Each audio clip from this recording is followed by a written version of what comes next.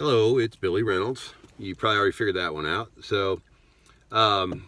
just want to do a quick video on here. I had a tournament this weekend, and I apologize for the sound of my sexy voice because I've been fighting a cold ever since national championship. But I had a kayak anglers in Missouri tournament this weekend on Stockton Lake, and it was a tournament that I won last year and took big bass in. So obviously, at least at one point in time, I'd figured out the lake, and was looking pretty excited to it, or excited about the tournament this year. I've The reason I want to get this video out is because I've seen a lot of people struggled, including myself. I caught one bass that I measured, lost one on the board, caught a couple of walleye and some bluegills. So overall, just a terrible day for me. But I kind of wanted to explain why, in my mind, it was a terrible day, and maybe give some advice to those that are new to the sport, or like myself, who've been thinking about this for the past couple of days of, what could I have done different? What did I do wrong? And I think the biggest issue that I had was when we go into these tournaments, the idea is to plan, whether that's looking at maps, looking at guide reports, talking to other anglers. There are a lot of ways that you can prepare for these. But the big thing is I think you really need to not only have a plan, but have a backup plan. And my biggest problem is I overthought the tournament. Instead of going to the spot that I've fished many, many times before, I looked at the weather and I said, well, hey, I'm going to try another spot. Everything looked like it was going to be a good spot for me based on where the fish should have been this time of year, water temperature, water clarity, all of that. So I got to the spot. Tournament started at 6:15 a.m. 6:53 a.m. I entered my first fish, which was a 1475, so a solid fish.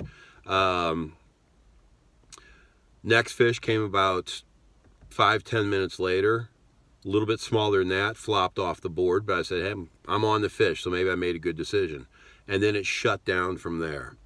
And the biggest problem with it is I wasn't familiar with this area. It was substantially different as far as the structure and cover was concerned to the area that I had fished last year and in the past. And I decided to stick with plan A instead of going to my plan B, which would have been to take me back where I fished last year. And it cost me. I mean, it definitely cost me. I started losing my confidence during the day. When you start losing your confidence, you start throwing more and more baits, and the fish aren't biting. Then you're just like, well, hey, I suck. It's all about me. But that's never going to get you anywhere in tournament fishing. You're once you start, it's such a mental game. It's such a huge mental game that once you start beating yourself up, you're really taking yourself out of it, and that's exactly what happened to me. So if I had to give some advice, which I am doing, to anybody who's new to this, number one, you got to keep yourself in the game mentally. I killed myself with that.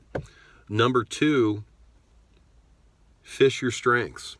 I put myself into a position where once my strengths weren't working, I decided to basically just start throwing everything at the fish, and it wasn't working. I knew fish were there. I was watching the fish bust on shad, which gets very, very frustrating because they weren't busting on anything I had.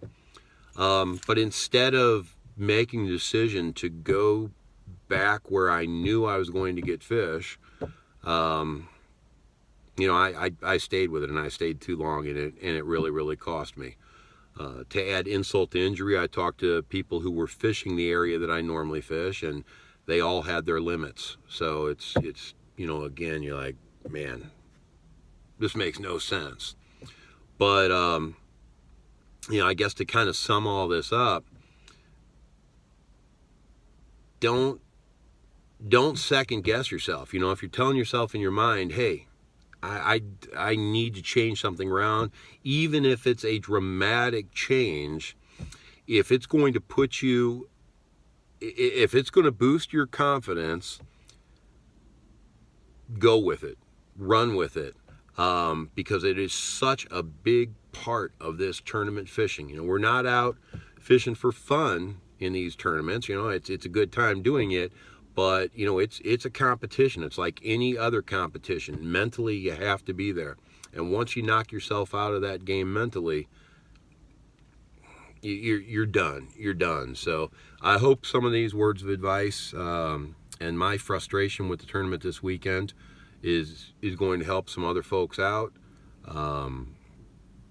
You know, if it doesn't, then sorry about that. I'll come up with some new words of advice.